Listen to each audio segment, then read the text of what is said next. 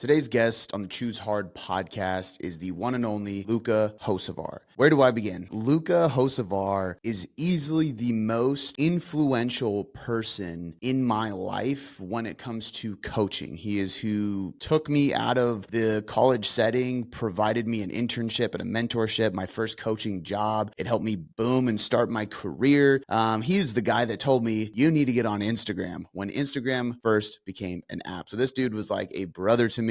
And we have recently connected once again after about 8 years of life passing by, really. So today is one of many future episodes to come with Luka on the podcast, where we're going to talk about so many different things. We're going to talk about our history together. We're going to talk about who he is as a strength and conditioning coach, one of the most well-known and successful gym owners in the entire country, potentially world. He has coached everybody from NFL superstars to pro NBA players. He played pro ball in his lifetime as well, all the way to different types of models and bodybuilding people and everyday people at his gym on a regular basis. And he still coaches today. He prides himself on the core value of coaching first. And I think you're going to hear that a lot in this podcast. He is a very passionate person. He's an extremely intelligent person, and he has a wealth of knowledge through years and years and years of experience. I believe he's been coaching for 20 plus years, owning a gym for about 20 years as well. I mean, the dude's got a crazy, crazy resume, long list of stories, and so much value and insights to provide any coach who decides to listen to this podcast. So whether you are a coach, a gym owner, a business owner, or just somebody trying to do more with your life, I promise you this episode is going to hit you hard. You're going to want to take notes, and it's going to help you take leaps and bounds in your life, in your career, and your personal development journey. So without any further ado, let's talk to the one and only Luka Hocevar. The greatest things in life all start with a challenge. You must accept that everything is hard before it gets easy. Everything you want in life begins with a hard path. This is dope because it's almost like shocking that you've never been on the podcast to me. You know, it's weird. And it's cool too that, I don't know, just talking with you, it's like nothing. I mean, everything has changed, but nothing has changed. Nothing has changed. You know? We kind of picked it back up. Yeah. So I wanna intro you kind of just based on where I was at in my life when you came into my life and what that relationship was, and really pay you homage to everything you've done for me. And I'm going to start by showing you, because, bro, I'm making this 8-year video of 8-year business. First of all, how did you let me on the podcast with that beard, bro? I remember that. That was actually a good podcast. That was a pretty good show, I would say. The beard But the beard, bro. How long was that phase? Dude, too long. Then I'm look at this. Wow. Dude, that's at the old gym. Wow. Crazy. Dude, blast from the past. And then this. Oh, the suit one, yeah. That's like an album cover. Yep. I don't know what that was about. I remember that one. It was dope. That was dope. We did a few funny I still photos. have those saved there. Gene did those. Yep. We were at that warehouse building. Yeah. So I'm pulling up all this old stuff because, man, it's cool. And it's funny timing because I didn't plan on reaching out to you because of this. But as I started mapping out this like 8-year anniversary video, I can't tell my journey without talking about you and Vigor constantly because it's such a big piece of it. And I'm just finding all this old stuff. And then I started going on YouTube and going back on yours like years. I mean, I think that was like 8 years ago, 9 years ago. Maybe even longer, because I mean, one of those I was pretty young, dude, at the old gym. That's I don't have the date screenshotted in there, but it was a long time ago. So hold up. How many years ago did you leave? 7 or 8? It was October 2017, so it'll be 8. So it'll be 8. Yeah, 8. And you were there for 6, 6.5, almost 7. Yeah, 6 plus 7. Yeah. So like, Jesus, man, that's like almost. I graduated high school at 17 years old. Decided that I needed to lose weight, and I changed my degree and all this stuff. And I was in Tim Vagan's class, and Tim Vagan was well connected. Shout out to Tim Vagan. Tim, he was the OG. I mean, we had Charlie Weingroff, great cook, Alan Cosgrove. Mike Boyle. Yeah, Mike Boyle. All these people coming in or doing it live. Dan John was on Skype with us. And then he would have people from Washington come in too. And it was like khakis and polo, which for me at the time was disheartening, you know? And then you come in, and I think you were wearing a Jordan sweatsuit. And I think you had a matching hat actually too. Come on, man. Big ass chain saying fuck every other word. And I was just in shock. I'm 18 years old. I'm in class and I'm like, what is going on? But I started coming to charity boot camps just so I could pop in. Bro, I found a picture of me. I went to interview for the internship at Vigor. And you were the only person ever to wear a suit. Yeah, it was excessive, which is typical but good Cody. Yeah. I think it was my dad's. I'll tell you what though, it's like if you want to, for example, if you want to hook on social media, you just did a hook in real life, right? Like I'm like, yo, this guy's rolling up as like, I mean, basically like one of those pictures. Yeah. Yeah. Right.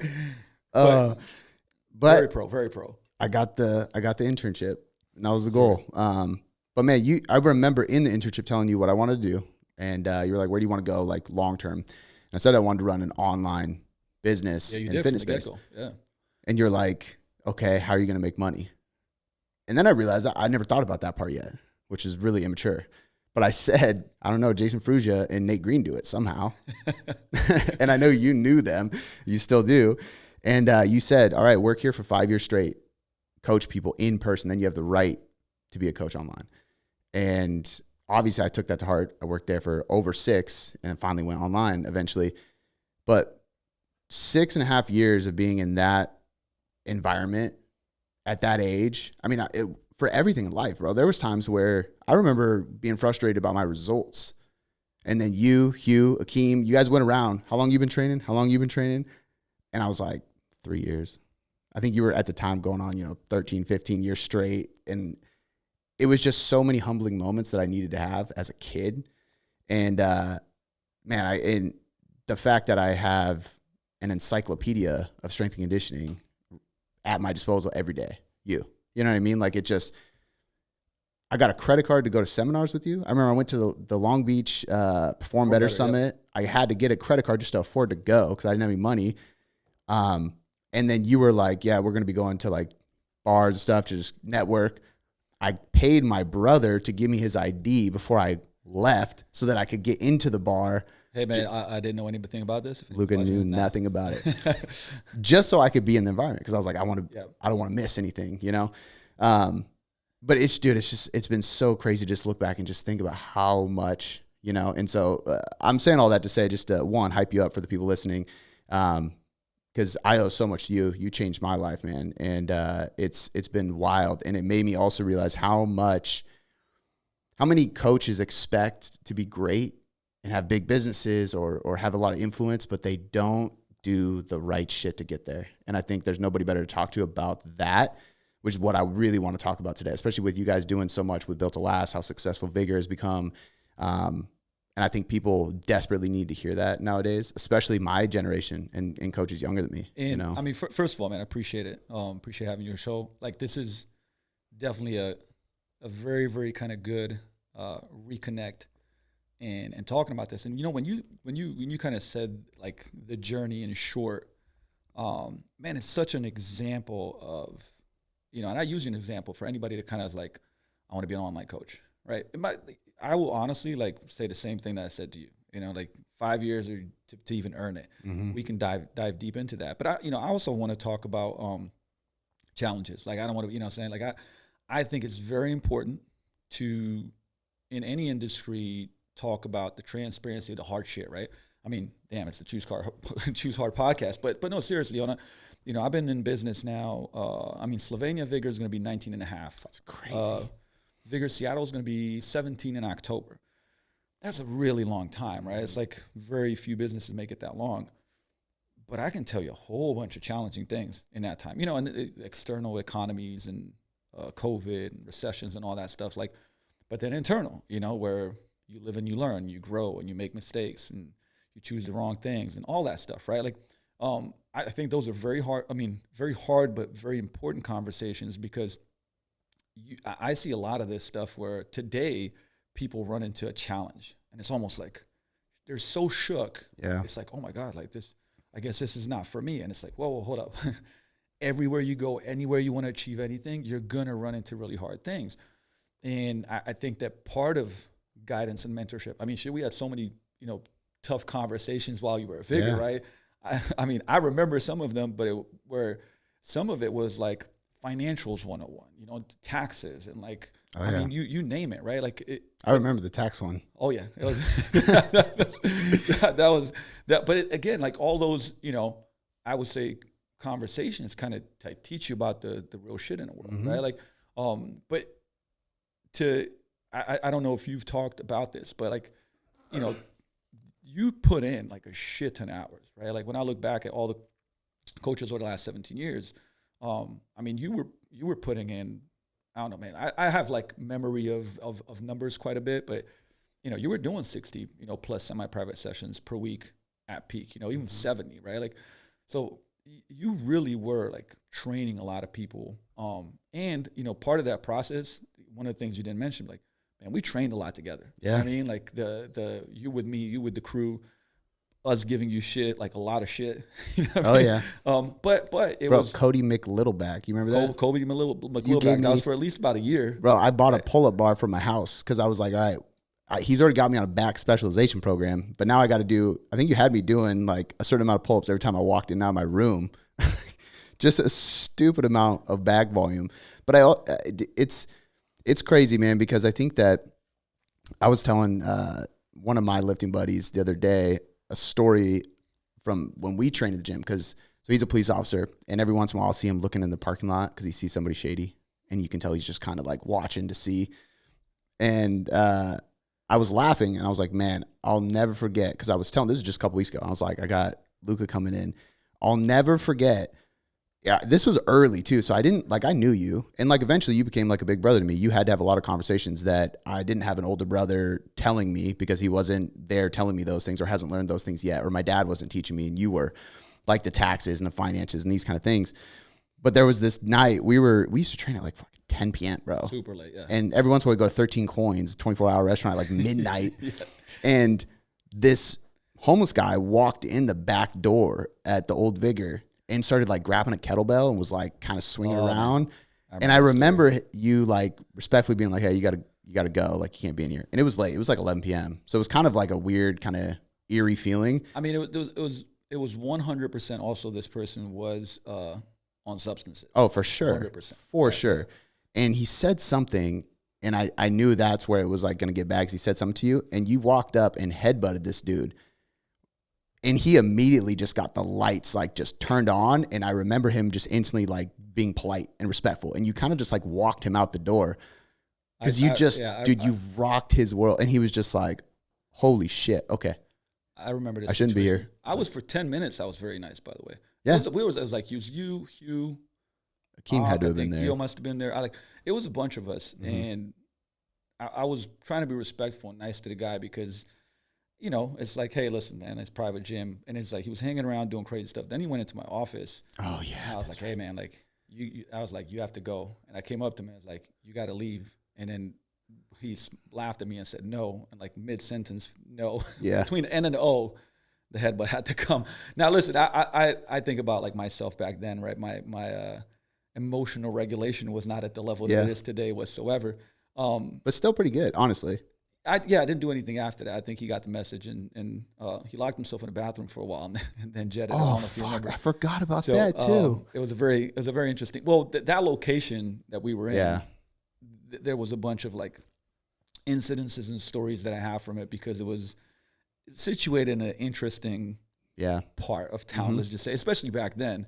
So street ball across the street would cause fights. And then we have Dollar Tree next door. We have a laundromat. Like, we'd have homeless sleep in front of the gym. Mm-hmm. And it's like, by the way, gym was cool, but there was just like times where things got like a little spicy.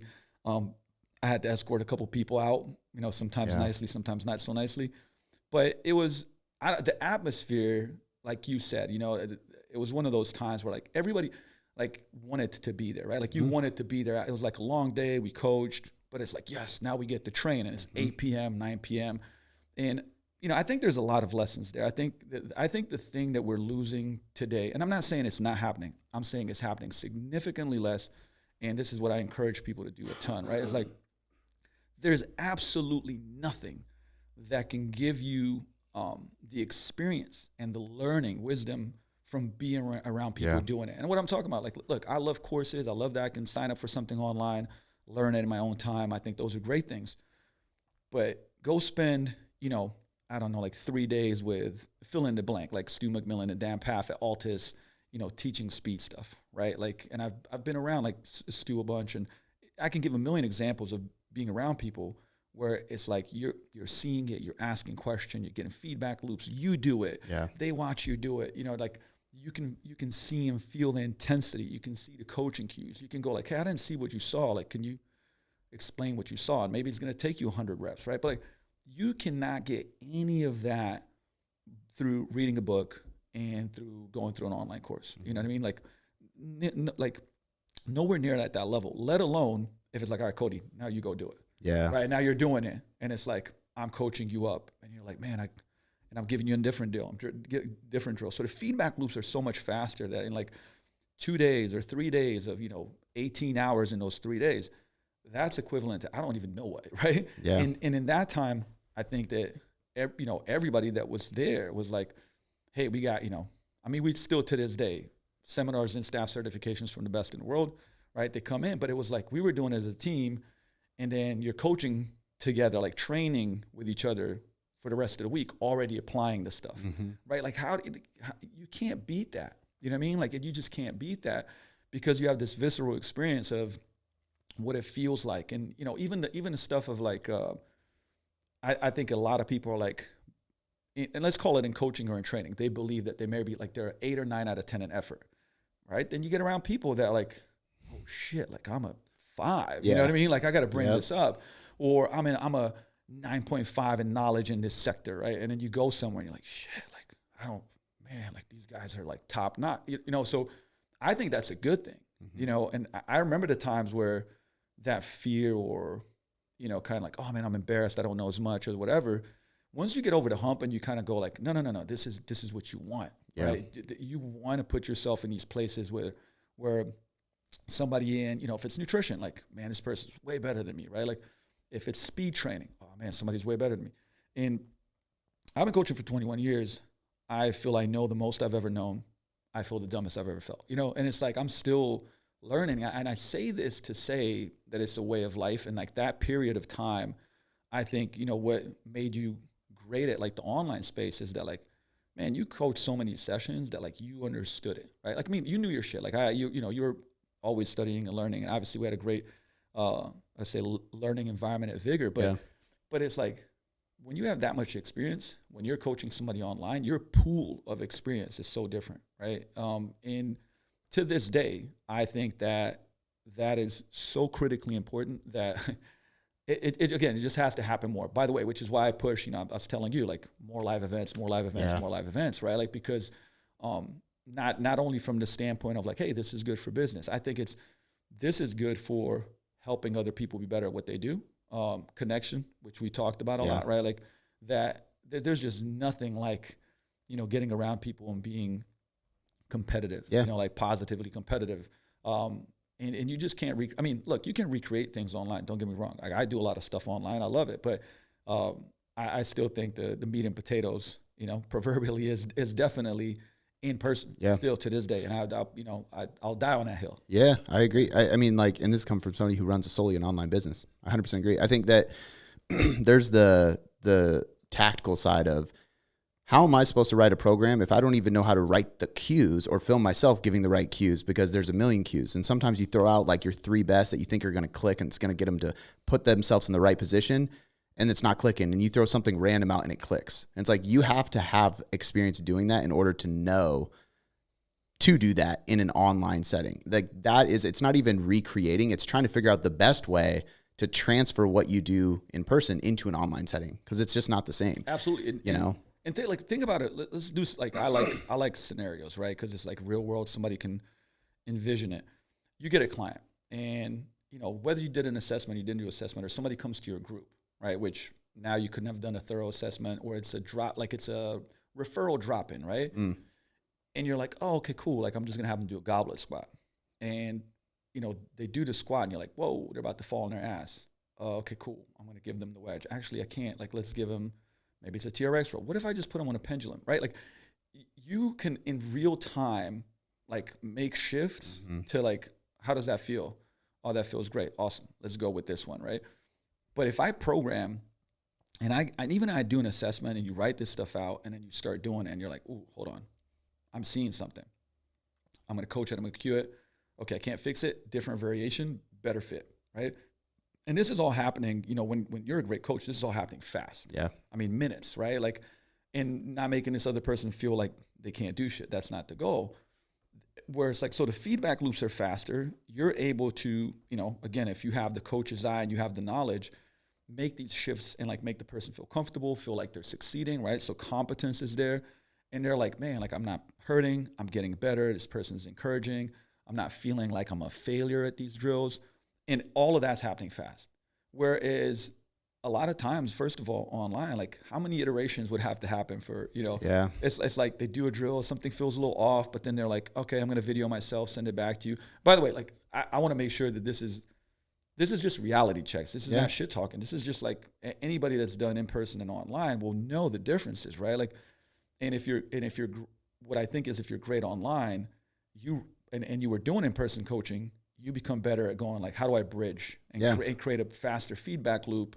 How do I prepare people for like to understand, you know, what a better regression or lateralization is? Like that's all like real world. But man, how much stuff do you like? How many times do you fail but not even know when you're doing this online if you haven't been coaching people in person, right? Like that's it. It's like the person's doing this stuff. They might be doing it wrong. You don't know because you're not watching them the whole time. You can't make a quick switch. Hey, what else do you have available in the gym? Right? Like, oh, we got this. Oh, just go with the hack. Right? Yeah. Like, and you just can't do that same thing. And that's why, to me, like all those reps, you know, of deliberate practice, I think prepare you to be much better online. Well, right? And then, you know, I think that there's certain principles and systems you can put into place that eventually, like after putting the reps online, it's like, okay, we're going to keep running into this thing. So now there's a onboarding checklist of like, what is your training environment? What is available? If you can't use this because somebody's on it, what is the next? Like you have to educate the people, which is also why we've had people come to us that are brand new to lifting. We're like, hey, you got to go see a personal trainer. We can do your nutrition. That's why majority of our clients are nutrition clients. But we know if you're brand new to movement in the gym, like I'm not loading you up on anything, right? So I think that we're cautious of that. We know better, and we're not going to try to like beat around the bush. It's like, hey, you need an expert to help you in person. And that's even with nutrition. Like if you're not a people, like you can't be a good trainer if you're not a people person. Like you got to like people. But the more and more I've done this on the nutrition front, the more and more I realize it's psychology. You know, give me a bodybuilder. Bro, I've had so many competitors win their shows, even like first-time competitors, because they're a robot. Yeah, it's easy. This. It's easy. Okay. Yeah. But that's not vast majority of people. Yeah. Vast majority of people don't have the motivation all the time. They don't understand discipline and self-control in the right balanced freak. Like you have to teach them that. And that's a psychological skill that you develop working with people. You know what I mean? It's not just macros. Oh my, I would say it's more like, listen, first I want to say two things because I don't want to forget about this. Caveat, right? Let's flip the coin here also. Most in-person coaches should do more of what like an online nutrition coach is doing to help their clients better succeed, right? Yeah. Because there's both sides of the coin, right? Like where it's like, hey, are you providing a recipe book, a nutrition guide, if this then that, like educational videos, kitchen makeover video, you know, go on, and like feedback loops, accountability, using softwares, because hey, do I talk to my clients about nutrition? Absolutely. You know, and I think when they see you a lot in the gym, it's good because you can always kind of, you know, touch. But the thing is, you're here to train. Yeah. I'm going to spend vast majority of the time training.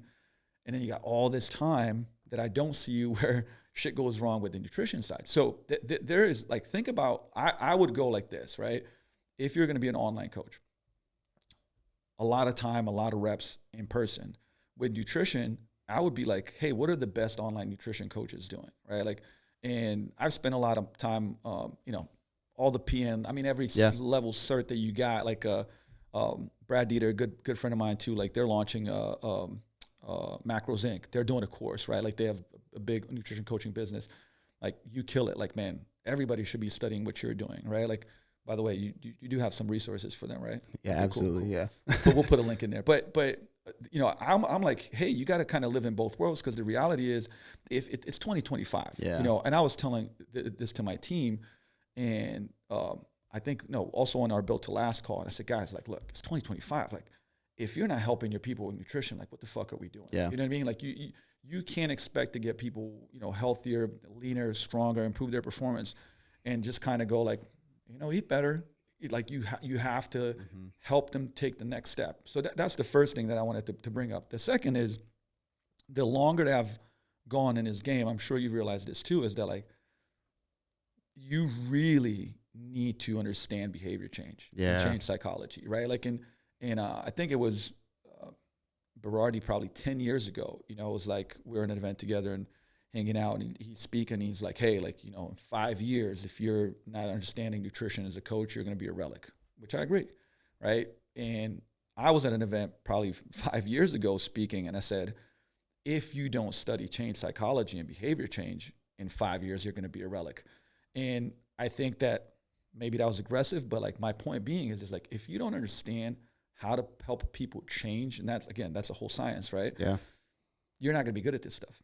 Because the truth is that, like, for most of our clients, if you got them to eat less calories, and there's different ways you can do that, right? Because it's like, oh, if they eat more home processed food, and if they eat more protein, and if they drink more water, they'd probably already be there, right? How do we get them to do that? Yeah. Right? And how does each individual, with their lifestyle, their preferences, their struggles, their obstacles, how do we lay out the next step? Not all the steps, the next step, to where they have belief that they can do it, right? And that's very different. I could tell you something, you'd be like, yeah, no problem, macros, here you go. You give it to Susie Sue, and it's like, oh my God, like, I'm getting triggered just looking at these numbers, and like, oh my, right? And it's like, it's going to be different. And I think studying this, learning about this is critical. You know, where I think my first phase, and sure yours too, was, but like, my first phase of kind of learning an industry was just like everything training. You know what I mean? It's just like everything training. And then it would continue to be training, but then it was like nutrition, everything nutrition. Then it was like, oh shit, like, we got to understand people and psychology and neurology and environments. And, like, you know, and how all that plays together. You've probably heard of this term, biophysiosocial, right? Like, you can't untether that stuff. Right? Biological, physiological, social, like psychological and social, like, meaning it's like mindset plays a factor. Like, I could be, you know, one day I can eat my meal plan to the T, right? Another day I'm stressed the hell out. Like, you know, I got to take my dog to hospital. It's going to be very different, right? Because it's like, I'm stressed out of my mind. I'm not good at emotional regulation. And this is what we're essentially coaching. Yeah. Right. And so, I mean, look, I know, what has your experience been with that on, you know, on the side of, like, piece of the pie, how much do you think that's important when it comes to it's the biggest part. Honestly, it's why we're great at what we do. Because I realized that, and we started emphasizing it more with our coaches. Because the reality is that, you know, training, you're going to have this endorphin release. You're going to hopefully have fun during it. Most people do. You're definitely going to feel better afterwards.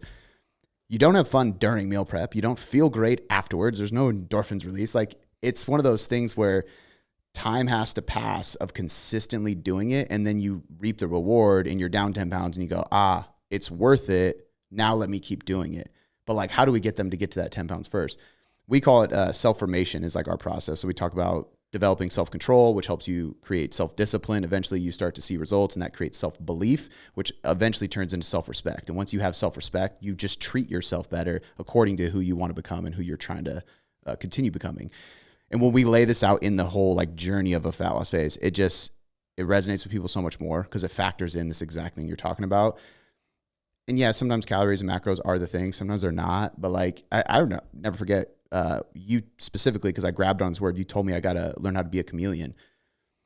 Because I was in the gym and I'd be training a 70-year-old diabetic male and then a 53-year-old woman who wants to lose weight. And then you have these youth basketball players coming in for me to train. Oh, and then the high school volleyball team's coming in. I got to train them. And then I'm back to training this dude who's in his 60s that wants to lose weight. Like, I have to be able to relate and change and figure out what their problem is. And that is, again, a reason why in-person training is so valuable. Absolutely. You know, because you learn how to really be a people person, which this kind of actually like relates to one of the things I wanted to ask you today, because I think when I was thinking about this podcast, I'm like, what I want a lot of the coaches listening to get out of it is just a piece of the mentorship that I got, and just learn the big bullets from you of how they can bring out the most in them. Mm-hmm. Because it really is like, I mean, man, it's such a blessing to like the scenario of situations that happened when I look back at it, the people I met, and then getting in front of you and then going through that process. And some of it, as your point in business, especially, is challenging. It's hard, but it's funny because now you look back at anything like that and you're like, I wouldn't change for the world. You know, it happened that way for a reason.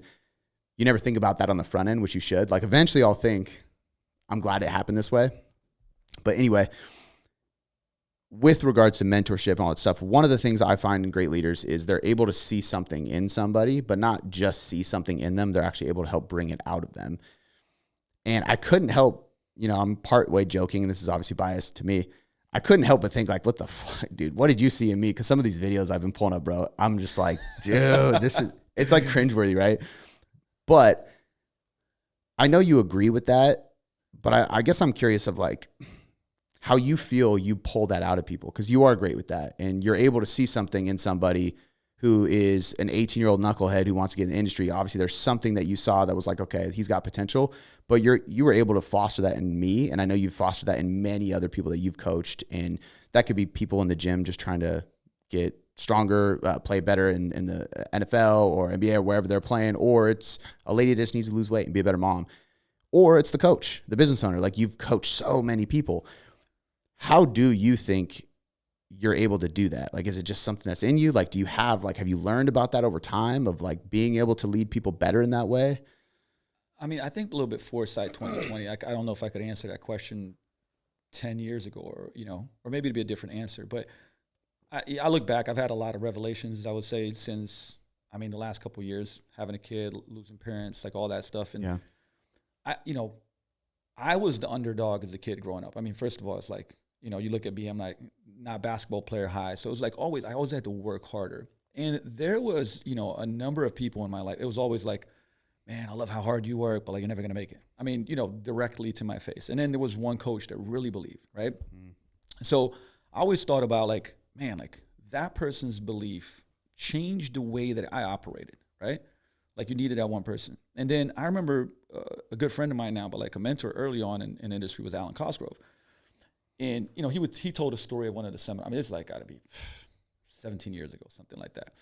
And he was telling this story of two teachers in his life. Like one teacher at school, and I might be fucking up the story like exactly, but this teacher was like, like that. Like, listen, that's why you'll never be good at this stuff, right? It was basically instilling this, like, hey, you're not good at this stuff, and you'll never be good at this stuff. And then his, Taekwondo teacher that was like, hey, like you can be great. Like, you got to put in the work, but I believe like you can be great if you put in the work. And he said, when I became a coach, it's like, who do I want to be? You know what I mean? Because it's like one person is like uplifting somebody else. And I remember that story.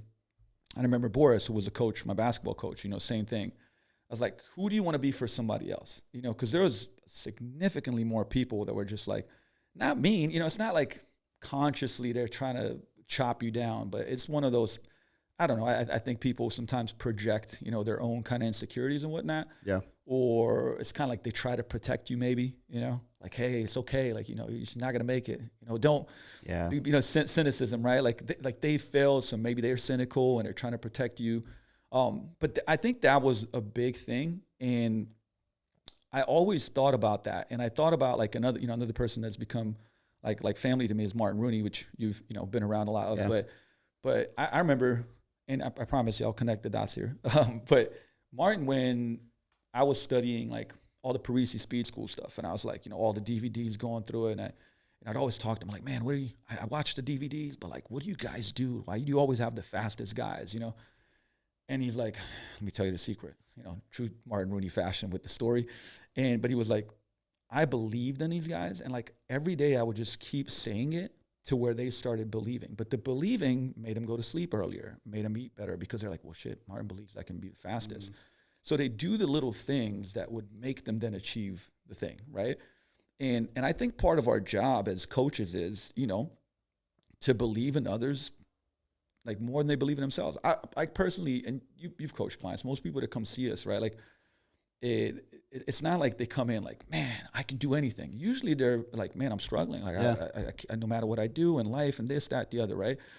So I think that's part of it. And you know, specifically for you, I saw probably a lot of you and me, meaning like you were hungry. Yeah. You know, and I to this day, you know, somebody asked me, I said, why are you still like this? You know, like you're so far into this game, like you're always reading, you're always studying. It's like, and I'm like, well, it's like a couple of things that I think are values you never should lose. Curiosity. Yeah. Right? Like you lose curiosity, I think it's game over. You know, you're just like, nah, I'm not interested in things anymore. You know, like I think that's game over. But then a hunger, you know, and I think the hunger can change. Like you know, what am I hungry for? I think I've had a lot of, I would say, mirror sessions with my ego. Not saying I don't have an ego. Yeah. I think egos can be healthy, you know, at least to a certain degree. But I've also, you know, I've been taught things the hard way and through pain. And my point to that is like I'm still hungry, but like, what is that hunger driving? My purpose may be a little bit different, right? Because there's family, and you know, as corny as to some people legacy may be, to me it's like family legacy. But what am I leaving behind? And you know, and I think the other thing too is like when you lose the hunger, same thing, it becomes difficult. You know what I mean? And like, but you had the hunger. That's for damn sure. To, you know, and it's like I just think you needed to be guided and molded. And by the way, like back then, there's a lot of things in blind spots I had. You know, so it's like I was coaching and mentoring and guiding the best that I could with the person that I was, right? But I think that, you know, in and of itself, I almost always look at people as underdogs and then go like, how can I make this underdog the champion, but always keep that underdog mentality, right? Like I mean, think about this. Everybody can get better. You know, at this point in time, I've been fortunate enough to train, you know, Cy Young Award winners before they were Cy Young Award winners and Super Bowl champions and people that have insane, you know, contracts and whatnot. Like, and I still take that approach where my belief is that they can be better, right? Like, not because they're not great, but it's just like, I mean, look, I'm going to make you believe you can be better because, hey, your nutrition's still not on point. By the way, like you could be doing this and that. Like, let's turn these things around.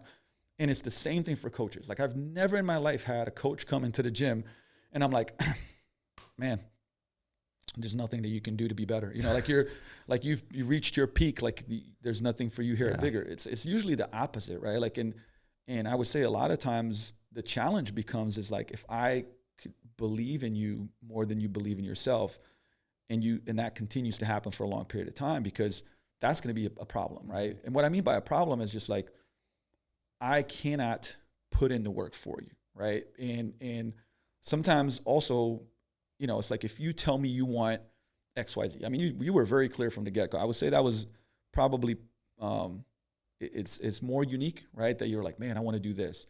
But then, like, I was like, well, to do that, Cody, here's what's required, right? It's like somebody comes in like, hey, man, like I want to make, you know, throw out whatever number, X, Y, Z money a year. I want to work 20 hours a week, but make this much. I'm like, that's possible, but here's the path, right? Like you're gonna have to do this and this and this and this. And if you're like, well, I don't want to do that, then there's a problem, right? And sometimes there's an argument of, well, I think I can achieve this. Like there's somebody that's achieved it. But if you look at people that have been in the game for a really long time, right?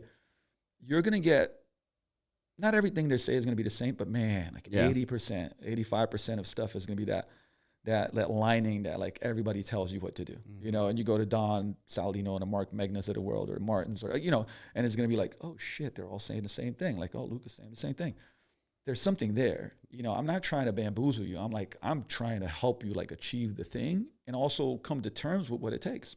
You know what I mean? Like, I mean, cause one thing I'll say is like, you know, you bust your ass, you put in hours, like that's for damn sure. Right. And even like, again, when you were, I would say, coaching the most hours at Vigor, you started writing your own blog, right? Like that was a lot of time, right? You started doing all these other things that require a lot of time. So now all of a sudden you're working a lot of hours, but you know where you want to go. And it was like, hey dude, these are the things you got to do. Yeah. Right. Like, I mean, look, maybe bad example, but if somebody goes, listen, I want to create a company that flies ships into, space and on Mars, and then I want to do this and do that, and Elon Musk or whatever. Be like, yeah, the requirement is like you probably don't sleep. And most people are like, I don't want to do that. I get it, but there's a requirement for every single thing. Like if for example, if you've coached, 1,000 sessions, right? Like, and let's say that both people were put in focused effort, deliberate practice, right? But one person did 1,000, the other person did 10,000, and each one of them tried to get better as they were doing those 1,000 sessions. Like, who would you take? I mean, you take the person with 10,000 sessions, right? They have more experience. They've probably had more feedback loops. They've gotten better and better little by little. They're just, and it's compounded. So I wouldn't even say they're 10 times better. Maybe they're 20 times better, right?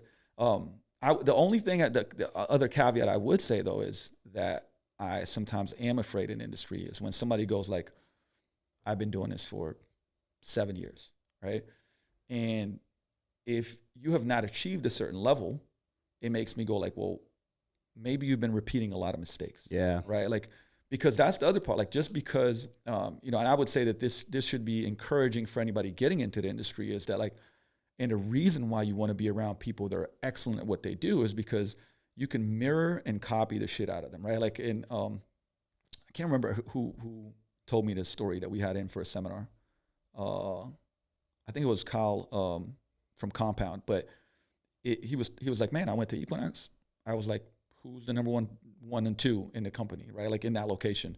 And it's like, I just followed them every day. What did they do different, right? And I was like, and then I did that for 2 years and I became the number one, right? Yeah. And it was a lot. Like, it's like, hey, they were coaching at 5, 6 and, they train at lunch and they would go to 7. And I did that for 2 years and I learned a lot. Then they put him in this position and so on and so forth, right?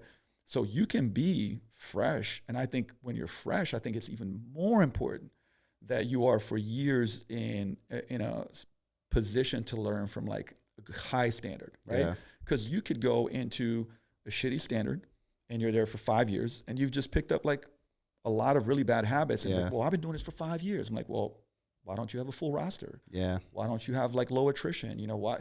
And the thing is, and I'm not being mean. Like I think these are the hard conversations that need to be had, to where you face reality and then you decide like, okay, cool. Am I going to change that? Or is like, am I going to be oblivious and continue trying to doing the same thing that I have? Yeah. And I think that's where the mentorship side comes into play. And I love, for basketball, for me, I would put myself around like the best, I mean, I was, my generation was, Goran Dragic just retired, but like, being like, these guys were NBA champions, right? Like, and I played against them. So like, this is an incredibly high standard. And you'd very quickly go like, I got to do more to even get close to this, right? And I think that's good. Like the sooner that you can go like, whoa, what's this really high standard that I want to kind of, get up to, the better. Because nothing worse than like low standard, you achieve it, you think you're the shit, and it's like you did that for 5 years. You got to undo stuff. You know what I mean? Like that also teaches you too, to your point, if your expectation is really high, but your commitment is really low, you're not going to get there. So if you would have told me, well, you got to do this for at least 5 years, and I would have been like, oh, bro, I wouldn't have gotten here. It's the fact that I was like, okay, does that mean you hire me? Can I start? Like, because I want to start moving towards that thing. That it doesn't matter how long it takes, because that's the other thing too, is experience is different than time. Yep. If you spend 5 years with bad habits, that doesn't mean you have 5 years experience. Agreed. That means you just spent 5 years doing the wrong stuff. And the environment to me, because man, I like this kind of drives me nuts in the industry too, is like, I see it with the type of people that they'll like put call to actions out and they're like, I'm looking for 5 highly committed individuals who are already self-motivated, needing to lose 20, 30 pounds. I'm like, if they were committed and motivated, they wouldn't need to lose 20, 30 pounds. If you're a good coach, you can teach them how to become more self-motivated and committed, right? It drives me nuts. But I think the environment you're in allows you to see stuff like that and know that it's not the way to go. It allows you to be around people. I mean, you've been here for a couple hours. I already bought a book. I'm probably going to buy another one by the time we get done talking, because I picked up that habit from you. I'd watch you talking to somebody name drops a book, you pull up Amazon, you buy it, and then you keep talking. Baby. That's what I mean. So, and I already got one. But like the fact that I saw you and the people you're around just constantly trying to learn, that made me be like, okay, white belt mentality stays for the rest of my life. That's just part of this. You can always grow more. And it actually wasn't until I probably became a homeowner and like had a daughter, and I start talking to just neighbors and everyday people, you know, and I'm so used to being in the gym all the time. And then I go to that, and I would always be fascinated by people that like haven't read a book in years, or they don't really like, oh, I don't really listen to podcasts and learn anything. And I'm just like, which like, this is not talking shit against them. It just blows my mind. I'm like, how do you go through life not getting better, not learning more, advancing yourself? Like that's the whole point. And see, this is okay. You make a great point here. There's something that needs to be said, because, you know, going back to that, like curiosity and hunger, right? Like the law of the slight edge. If you want another book, I think you might have read this one, but like I reread it probably. That sounds dope. Oh, dude, the slight edge. It's basically like you're never staying the same. You know, you get better, you get worse. But if you look at like weight gain, I haven't read the current stats, but it's like you know most people gain weight very slowly, right? It's like by the end of the year you're up 6 pounds, right? And it's like year 4, it's like, oh shit, I'm up 30 before pounds. you know it. Before you know it, right? Like it's, you know, people say, how did it happen? You know, slowly then suddenly, right? But it's the same thing. And let's take coaching and your skill set, where maybe you're fired up, you know, you're doing a thing, life happens. And by the way, again, zero judgment. Like, look, we've been all been through a shit show. So it's like, we've all had resets. We've all had to kind of face hard, you know, the hard tune. But I've seen this happen a lot, right? Where it's like somebody is growing, you know, and excelling, and then something happens, you know, some event, or maybe there's just life stuff, complacency. And, you know, the law of the slight edge is like an example. You used to come to sessions 15 minutes early, sharp, prepped, 4x6 card in a pocket. You know, now you got apps, like you got this, that, the other. You know, set your music up, set the class up, do this, that, the other. And then it's like, then you go from 15 minutes to 10 minutes, then to, you know, and then like 4 months later, it's like 5 minutes, because you kind of feel like you got it down or whatever, right?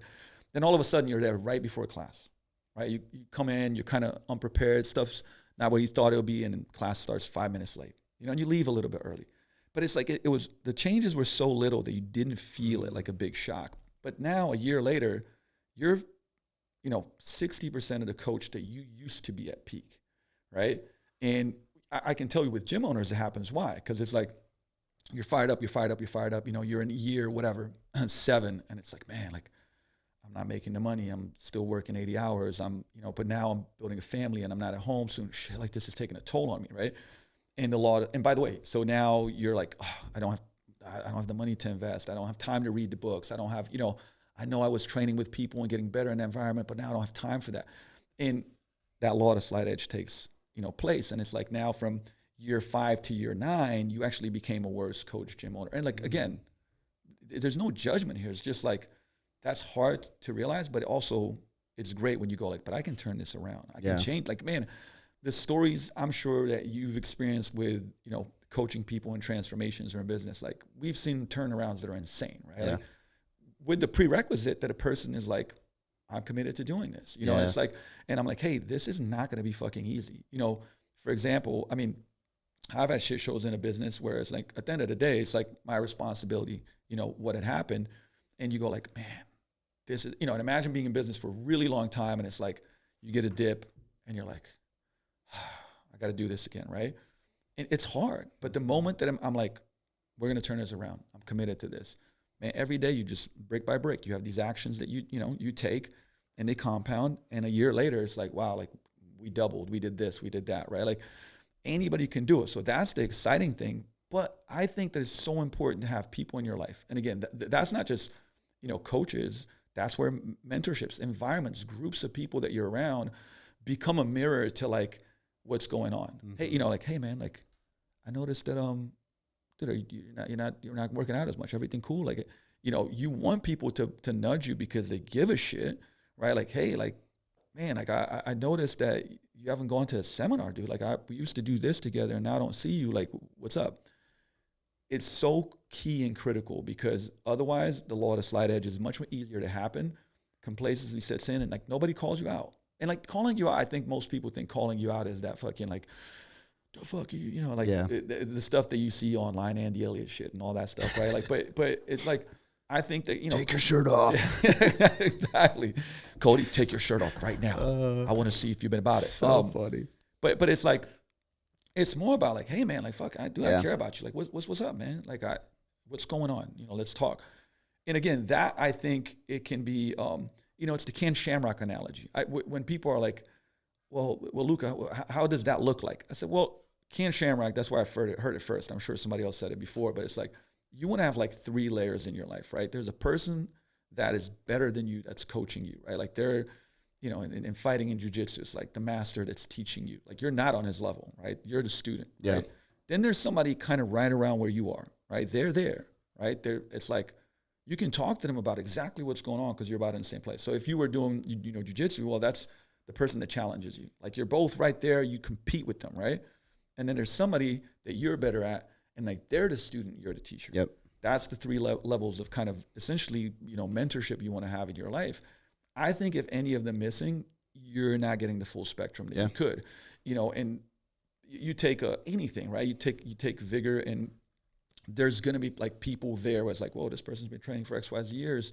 They could probably go coach somebody, right? Like, and you're a member, like, man, you might look up to them, right? Then there's somebody, right, like, oh, on the same journey as you. Somebody new's coming in, like, hey, I've been here for a year. Like, let me show you around. And Built to Last, same thing. It's like, man, we got some savages in that group, right? And it's like, it's not just me and Andy that are like mentoring. There's people that are doing amazing things that become mentors to others. Mm-hmm. There's people that are like, oh man, like you're doing, 20K and want to take it to 40 or 50. Me too. What are you struggling with? Boom, bond, connect. Somebody new comes in, arm around them. Like, hey man, when I was there, here's what I did. Like focus on that. And I think to make sure in your life, you always have that. Yeah. You know what I mean? Like, and there's periods in my life where, I lost track of some of those kind of areas. Guess what? Yeah. Shit didn't go as well, where there was like a blind spot where it's somebody that used to be there that was like, hey man, like what you're doing is fucking not good. And like, I'll say like me and Andy starting this business, I've been doing business coaching for 14 years now, right? And used to do it with Krebs, and Krebs is still my brother to this day. But it's like when we went into Built to Last, I think part of what was great is that like we coach each other and keep each other accountable. We have strengths. Like I have strengths Andy doesn't have. Andy has strengths I don't have, right? Yeah, you guys complement each other really well. And it's like, there's a lot. And again, it's like we'll have level 10 meetings that disagree, like respectfully. You know what I mean? But guess what? It just makes us better. You know what I mean? It makes the businesses better. It makes everything, it makes Vigor better. I'm sure it makes, BCI better. Like that's the shit that you want in your life. The thing is that it is uncomfortable, right? Like it's much easier to just be like, I want to be left alone. Like I know there's things that, I'm doing that are not taking me where I want to go. But, I think that's part of like, we know environments trigger behaviors. Yeah. Man, the fastest fucking way that you can make changes is like put yourself in different environments, gyms, masterminds, coaching programs, right? Like, and all of a sudden it's like the ticker starts ticking differently. You know what I mean? Like, and I think that's such a big part of it, man. Like, and why to this day, like we both, it's funny, me and Andy are like, all right, man, like, here's what we need help with. Like, where are we going to go to get this, right? Like, we're constantly having these conversations. I don't know how many things I've invested in this past year. It's too many to count, right? But it's like, I look at the gap and I'm like, where do I need help? Who's going to help me with this? Who do I respect? I call it collecting role models, right? Like, so just two big things that I love. Like this idea of collecting role models, hunting for skill sets, right? In that area of life, now that I'm a parent, I'm always like, who's like a person that's like a great parent in my eyes, right? Yeah. And whether they're in my circle, I talk to them, I ask them if it's a book, I read the book, I'm collecting role models, right? Hunting for skill sets, I think that's a really good analogy, definitely for business, but it's like, I don't know, if you're not good at social media, right? Like, okay, build that skill set, learn who's doing it well, do a lot of reps, iterate, make it better. But in your life, I think if you ask yourself and go like, hey, have I been collecting role models and like people that are aspirational to where I want to be? And have I been hunting for skill sets, which, today it's like shit's changing. You can't turn a blind eye to AI and how things are moving and how is the industry moving. Okay, you have to maybe hunt for new skill sets that you didn't have. Yeah. And you didn't need them, but now it's like, you can't not have that. Yeah. You have to add this on. Like, again, we talked about nutrition and change psychology. And it's like, cool, what's going to be, you're not going to learn 10 things at once, but like, hey, what's going to be the next thing that you kind of take on? Great, let's go. Yeah. That should be man, you have me on a podcast in 20 years, you know, and I'm in my 60s, I'll probably be like, hey, man, like right now I'm taking these peptides. Holy shit. You know, I'm 30 years back. Yeah. But that's, to me, that's like, I've heard I mean, there's even like biblical stuff about that. Like basically like Jesus and then the Barnabas and then Timothy, but it's always something like a wise person that's guiding you. And then there's somebody right next to you that's like, that's the wisdom accountability, the competitive accountability, and then you have the teaching accountability. You're accountable to lead because you're teaching somebody behind you. You're competitive with the person next to you, and that gives you accountability. And you're being guided by somebody better than you, and that gives you accountability. But like, I don't care who you are, how driven you are, you need some of that, because most people, we were talking about this on a live call with our members yesterday. It doesn't matter how self-motivated you are, you're never going to really, really reflect and answer questions about where you're at in all these areas if somebody doesn't ask you. So if a client doesn't fill out a form or have a conversation with a coach or get on a call or be a part of a group, they're going to be missing this element of show me the transparent numbers, show me the transparent feelings, results, emotions, whatever it is, and then line those up with where you want to be and say you're going. And if it's not aligned with it, we got to change something. But people go weeks and weeks and weeks with never even asking themselves those deep questions, understandably. But two thoughts on that pop out to me. Number one is I don't know, maybe PN had these questions, but it always stuck with me, right? Like, one is when people are like, I'm doing this, that, and the other. Okay, show me. yeah, Right? Like business, same thing. Oh, we're doing great. Show me. Let's look at the numbers. Let's look at this. Let's look at the scorecard. Let's look at your profit and loss. Right? Like, because then it's like, yeah, shit, right? Now we got to lay it out and look at the reality, right? The second one is like, how's that working for you? You know, it's like, oh, you know, okay, how's that working for you? It's not. Okay, cool. So we got to change something, right? But all of that comes back to, like, you talk about the greats, and we could go into sports, you know, the Kobe's, the Jordans, the Brady's. You know what every one of them was coachable. yeah, Right? Like, and this idea that when you're like the best in the world, that like you need less coaching, those guys want the most. mm-hmm. You know what I mean? Like, and if they don't, those are the people that fade, right? That don't have a long history. And I think that's such a critical part. And, but, you know, I go back to just because of this example, but like a Stu and Dan Paff, right? Like, who've been coaching for, you know, Dan's been coaching for I don't know how long. Those guys say, I don't know a lot, and are always trying to get better, right? So it's like, man, if this person that's been coaching for fucking, you know, or even Mike Bowles become a close friend, and, you know, like so much time where he's like, whether you agree with some stuff or not, I don't care. It's more the fact that, like, still looking into what, you know, we don't do this anymore. Hey, we started doing this. He's always learning, right? Yeah. Like, so if these folks that have been doing it for forever say, I don't know a lot, and are, you know, continuing to try to get better, like, what makes you think that, you know, you're in year 4, 5, 6, whatever, right? And it's just like, I got it down, Yeah. man. Like, I'm just doing my thing now because I figured it out, and like, we're good. Yep. That's crazy to me, right? Like, and that's why I think it starts with, you know, you talk about mindset a lot, but it's like, it does start with that. Like, think about like my belief system about a thing, right? Mm-hmm. It's going to drive my behavior. So if I'm like, well, I can't get better, you know, I'm dumber, these guys are talented in this field or whatever, right? Boom, automatically you're not sitting down and reading stuff, right? Where to me, it's still, I was just talking to let's just call my better half, Waitia, you know, because it's like always this conversation of, man, why do you still study so much, right? Yeah. Like, and it's like, you know, and I have a kid, and I really obviously value time with my family, but I said to her, I was like, this is part of who I am. Like, I have to do this, you know. And if it's like, hey, after you go to sleep, or I get up early, or like, I probably study still, I mean, easily I would say 8 to 10 hours per week, right? Like, because weekends, like, I tend to do like 2 hours of courses, you know, maybe a little bit more reading, but every day I'm probably reading for about an hour easily, right? And it's almost like, well, but you've read through so much stuff. It's like, but this is the point. It's a way of life. It's not a period of life, right? Like, there are things that are seasonal, but there's things that are a way of life. Yeah. Like exercise. You know, you can turn the dial up or down, right? Like, life gets busier, job, kids. Okay, I'm not, clanging and banging 5 days a week. Maybe it's 3 now, right? Maybe the sessions, you know how long they were when we were doing it. Oh, yeah. It was like hours, right? Like hours, you know, multiple hour sessions. But now it's like, hey, you know, some are sub-hour, some are hour 15, right? If I can push it. But guess what? It's a way of life. I'm just dialing it up and down, right? Same thing reading. Hey, maybe, you know, at the beginning, I was doing shit 3 hours per day, like learning, right? Okay, it's not 3 hours per day anymore, but it's definitely an hour per day still. you turn it up and down. Hey, you want to, you're going into a new industry. You're going to have to turn that shit up because maybe it's very, very new to you. Or there's a change in the industry, right? It's like, hey, a lot of things are changing. Okay, well, you're going to have to, dig deeper and do a little bit more of this, right? Like, that's how this stuff works. You're turning the dials up and down. But I think it's, our if you look at values, and we talked about what are your values, right? To me, it's like a compass, right? And the compass, if you've ever had a compass and you're in the woods, it doesn't just stay still. It kind of goes like this, right? Like it shakes. Well, that's what like values end up being. Like, yeah, you get thrown off, shit happens in life, sickness, I would say, financial struggles, you get divorced, you get this, you get kids, you get that.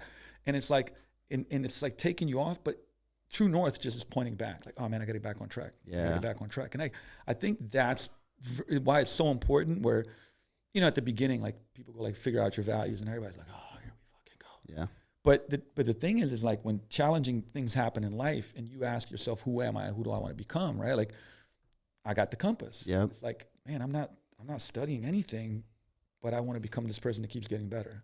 Bro, we teach a lot of our nutrition clients how to set their own values because of this. And it helps their adherence so much. What I wanted to also talk about today, and I think this will set us up for Built to Last, which I think you should totally pitch. And because there's one of the things I'm excited about what you and Andy are doing, which I didn't even really know about, to be honest with you, until I reconnect with you. And then I talk with Andy here and there. So I see what he posts, but you know how he is with social media compared to you. Yeah. Hey, good. Yeah. I'm glad you said it out loud. Yeah. Oh yeah. I gotta give you shit about it. We've had a couple conversations. I was like, hey, we're going to post some of this stuff for the podcast. Do you want me to collab with you? And he's like, please do, bro. Like, I was like, usually we do like one collab and then we'll just like post the other ones a tag. And he's like, collab all of them. I need the content. I was like, all right, cool. But coaching first, like the way you guys are going about it, because I feel like, man, like I'll just be transparent about it too, actually. When we're looking at the mentor, the person right next to you, and then the person behind you, there's been many chunks of time over the last 7 years that I've had the person right next to me and always people below me because I'm a coach. So I'm always teaching and I have a team.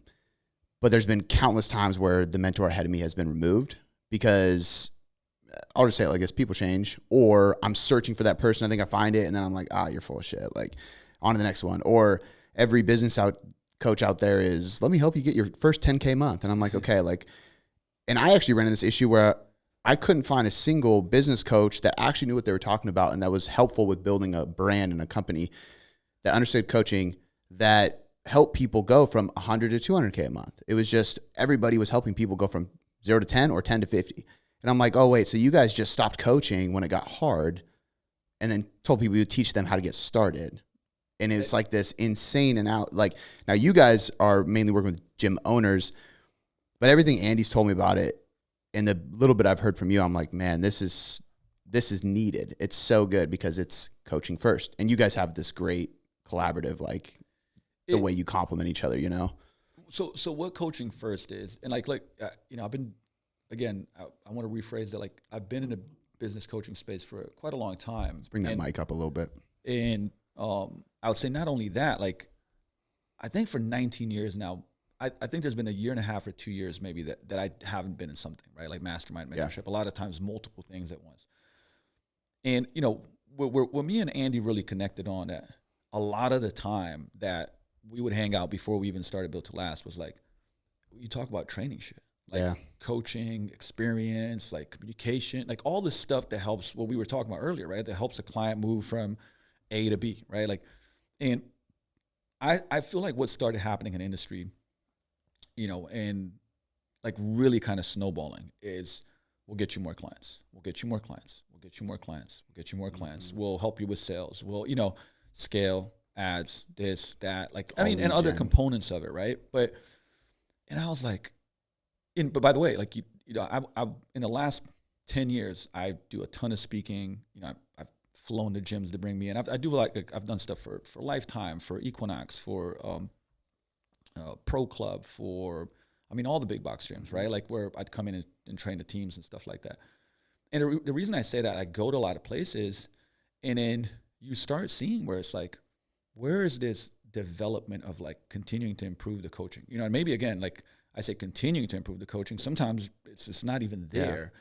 And it's like going to a restaurant and, you know, my God, the Instagram is so fucking good. You know, one of their posts went viral. You come there, wow.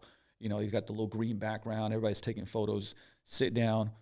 Food's shit. You know, like, and even the servers, like, you know, being not nice. Like, you're never coming back, right? Yeah. Like, but it's like, but you could have a hole in the wall. You know, I remember being, you know, going to Japan, which some of the best food I've ever ate. And we go to this like hole in the wall dumpling place, fucking like like mind blown, right? Like, and it's like the spot and it does well, right? And my point being is just like, because that's the product, right? The product, the service is on point. And you can fuck up a lot of things when your product and service is right. And it's actually one of the things that allows people that do a great job with that to stay in business, even though they do other stuff not that well. Mm. You know, I do think that there's a point in time where that's, if you want to grow, it's not enough, right? Yeah. But at the end of the day, you always have to come back. That's the foundation. Like, I know, like Vigor grew because we got great results and the experience was awesome, right? Like, and you know, I think a community is a big part of it. But you would see in all the, if you look at reviews and success stories and stuff like that, I always say, like, usually when people in the short term will say stuff like, "I got great results," in the longer term they'll say like, "It's a great community," right? But that means that like that's something, it's got the same thing, law of the slight edge. Just because it used to be good, if you don't focus on it, it becomes, you know, it can veer off. And by the way, I'm more than, I would say, transparent to say that there's been periods of time where that's happened at Vigor, right? Like that it dropped below the standards where I would want it to be. And, you know, for a number of reasons, but at the end of the day, my responsibility, right? Yeah. Like, hey, coaching first has to be the foundation of all of this. And when you get around, like we wanted to attract people too that's like, yo, we love this shit. Like, we are very focused on like the client, which means that the training, the experience, the service towards the client has to be great, right? And like, how do we continue to improve on that? And, you know, as things change, technology change, you know, you do have to think about how you're going to deliver stuff, right? And that's what coaching first means. And it doesn't mean that like, that's the only thing. Let's be real. Like, you're a business owner. How many hats do you wear? You know? Oh yeah. I mean, shit. Like, you know, I don't know how many hats I wear. I wear a lot, but like, I've been sponsored by some pretty big companies in the last years, and it's like they fly me out to do the media stuff, and it's like a room of 22 people. You know, I won't name the company, but it's like I show up there, and it's like, hey, Luka, you know, talk to the copywriter, you know, for your copy for your VSL. Okay, you know, here's this person, talk to them, and I'm just like, well, I'm gonna say this. And they're like, wow. I'm like, I do the job of all these people, and you know, in my company essentially, right? Like, I mean, I have a great team, and I've outsourced more, but it's like there's more than that. But that is the juice. You know what I mean? Like, and it's so easy to go like, we got this new marketing campaign, 6-week challenge, and we're getting leads in, and you know, but if that's broken or not good enough, man, you're not gonna make it. Yeah. Right? So that's what coaching first means, and I actually think it's a great segue that we came to here, because all the stuff we talked about continues to help you improve the coaching first part, right? Like, and there's been a lot of things that, you know, we're doing things a certain way, and I learned something new, right? And I'm like, damn, like, we've been doing it the best that we can to now, but now knowing this, I want to implement this into like our small groups, and like, this is going to make it better, I think, right? Like, but you can't just go, yeah, I've been doing this for 12 years, the same fucking thing, you know? And like, you change nothing? Yeah. Okay. Well, man, I think that's what's frustrating to me, is that there is so much being pushed about like lead gen and all that stuff. And you always want, like, what about the results? Like the fulfillment of like, cool, you generate leads and you sell a bunch of people into coaching, but then they don't get results. Like, you know, and this is where I will even tell people, if you're vetting a coach, especially online, look for long form content, because if a coach can talk for an hour straight on a single topic by themselves, like, they actually probably know what they're talking about, and they're probably pretty passionate about it. But a 90-second clip doesn't do it. It's even why, like, some of the videos I watched from us way back, and just some of the old YouTube videos of you, like, they're shot with terrible cameras, terrible lighting. We said and we're trying to figure shit out because there's no script, but it's like they did well and continue to do well, and it's why, I mean, your channel's huge now on YouTube. What is it at? Like 630. That's crazy. 630,000. That's almost 1 million, dude. Like, there's a reason for that. Like now it's obviously you're way better at creating videos than you were, but you probably sucked back then. And you just did really good coaching and turned a camera on. And the coaching is what helped you shine. And then you watch it and you go, okay, I can explain that better. I can do better and improve. That's it. Listen, that's exactly that. And like, I think there's a couple lessons to extract here. Number one is like, I was really good at training, but I wasn't good at speaking, or camera or whatever. Right. Like, right. But if we talked about training, content, we're pretty good, because it's like, I would always just think about a lot of the podcasting. I mean, it's just me and you sitting, could be having a coffee, cameras could be off. We'd be talking about the same shit. Right. Like, and so, if you know your stuff, people will find out that you know your stuff. Right. Just like if you're a nice person, people spend enough time with you, they'll know that you're a nice person. Right. Like, so my point behind that is like, hey, I had to, if you go back, I started YouTube in 2008, I think. So I remember watching videos and when I mean watching videos, I remember watching you film videos of like 66 lunge variations, and you're bro, like filming them all straight. And I'm like, this dude's legs are just thrashed by the end of it. But you guys would shoot so many crazy videos like that back then, just to show like that compounding interest of you growing that channel. Like, I'm not shocked that it's as big as it is, but like you've just been putting in the reps for so long. It actually it didn't piss me off, but it frustrated me, because there's been a couple times where I needed a video for True Coach, and I'm like, fuck, I don't have it filmed. And I hate using other people's videos, but I'm very selective with who. And I'm actually positive. I remember one of them was a dumbbell snatch, and I was like, God damn it, Lucas is the only video on YouTube that's good. And it was at the old gym, bro. I think you actually did a snatch, and then you went into a kneeling box jump was one of them. I know exactly which one it is. But I'm like, everybody's doing like CrossFit style, like AMRAP snatch it. I'm like, I'm looking for something with a good hinge, an explosive rep, heavyweight, low rep count, dumbbell. And it was like, you were the only one. I was like, God damn it. Hey, you know what, man, what's crazy about that too is that like, you'd be blown away by, to me, YouTube's still a very side hustle thing, right? It's just like with time, I just started putting a little more effort into it, more time, spending some, money on editing and stuff like that. But I just thought about it as like, I want to put out great, valuable content that's useful. Like I can straight up tell you that like, I have not gone that route and go like, how can I monetize the shit out of it? Which look, at some point in time, like probably we're going to talk to High Def about, getting a full-time video guy and giving percentages of YouTube to them, on top of salary or whatever. But my point, because there's a point behind this. There's 1,950 videos on YouTube, right? 1,950 videos. So and that's the ones that made it, right? Like I'm sure there's a bunch of shot I never posted, but it's like, and then I have like 1,000 on Vimeo that are all just exercise videos, like form and stuff. Like that's a lot of reps, you know. And if you go back to 2007 or 8, whenever I started, it was just like flip cam, filming our crazy workouts, and it's like rep by rep, and you look and you're just like, man, this guy's kind of hilarious, because it's like, Luka, I lift weight, I do crazy workout, and it's like over time, it's like I'm talking about stuff, and then I'm doing Ask Luka whiteboard videos, and then I'm starting to make it a little bit more this, that, and the other, right? All it was is deliberate practice over a really long period of time. It didn't hit 100,000 until like year 10 or something like that, right? Maybe 11 or something like that. And my point is like, think about the things that you want to achieve. And, could I have done it faster if all I did was YouTube? Yeah, I'm sure. Yeah. But to me, it was like, hey, this is an expression of myself. And like, I think I did, think about brand probably a lot earlier than people do. It's like, hey, this is all part of the Vigor and Luka brand, right? Like, but it goes back to practice, improve. It's like more for, it's like I think Hormozy says, it's more, better, new, right? Like, somebody just says, hey, I'm thinking about what type of content to post. I said, well, how much are you doing right now? Like, man, very infrequent, once a week. I was like, dude, post once a day for the next, 60 days. Then make it better. Like, don't, it's like, don't worry about, like, you're trying to dive into how to make it so good, but like you're prolonging actually doing the fucking thing. Same thing with coaching sessions. Same thing with, shooting yourself on videos. Same thing with writing articles. Same thing, you started writing articles, early, right? Yeah. Like, and it was like, it made you a good writer because you wrote a lot.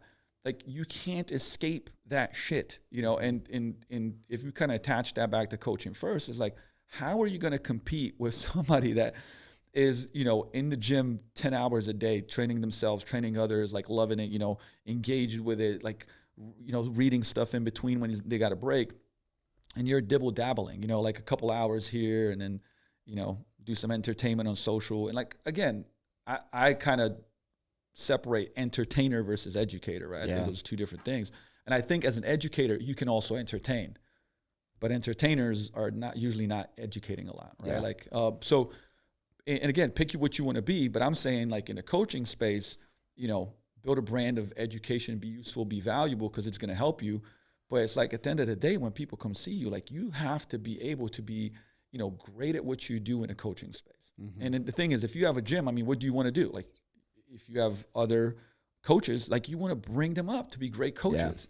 I don't want to, like, I'm not saying that I'm not going to teach you how to do social media, but number one, I want you to be a great coach so you serve the clients. Yeah. Right? I mean, and by the way, today, if you do that very, very, very, very well, you'll have a great career. Yeah. You know what I'm saying? Like 100%. Even if you, I don't know, like you lease out a space for $1,000 a month somewhere and you got 30 clients and those 30 clients pay you $500 a month, you're making 180 grand a year and you're paying 12 for rent. Obviously there's other expenses, but like, by the way, if you're doing those 30 clients in a semi-private setting, you're coaching like 20 hours a week. I'm not saying that shit's easy, by the way. But I'm saying that like become really fucking good at what you do and you can do that. You know what I mean? Like, and so to me, it's always been like, I want to say this because I think this is a great mindset to have. Steve Martin, right? Comedian, which has a saying, so good they can't ignore you, which is a book by Cal Newport, which everybody should read. Great book. But there's another story about Steve Martin. Steve Martin was like, I want to be great at playing the banjo. He plays the banjo and it's like, the coach is like, man, you're not that great. But then Steve Martin was like, well, I'm going to commit to playing the banjo for 40 years, right? So he was like, I suck right now, but I'm going to play it for 40 years. So that's the deal. Well, he won, by the way, he won Emmys for his music with the banjo, right? That's crazy. At year like 8, 9, whatever it was, right? I'm blanking. You could correct me on this. But the premise is like, he decided like, well, I'm going to do this shit for a long time and become really good at it because I'm going to give myself 40 years. Yeah. The problem I see today, like in the coaching space, I'll speak for the coaching space, right? It's like, well, shit, like if I don't crush it, make 100 grand in year 1 or year 2, like, man, I'm out. I'm like, you're not going to be great. Like, you think about like, why don't you say I'm going to be in this for 40 years? It completely shifts the way that you operate. Just like if somebody wants to lose weight, it's like, yeah, I got to do this in the next 90 days. Then what? Like, but if you come in and say, hey, Luka, in the next 2 years, I want to really change my health. I'm very confident that person that said 2 years is going to do way better than the person's like, I can do it in 90 days. What if you don't do it in 90 days? Yeah. I got to lose 50 pounds. I'm not saying you can't, but like, what then, right? Yeah. And that mentality, again, it goes back to this,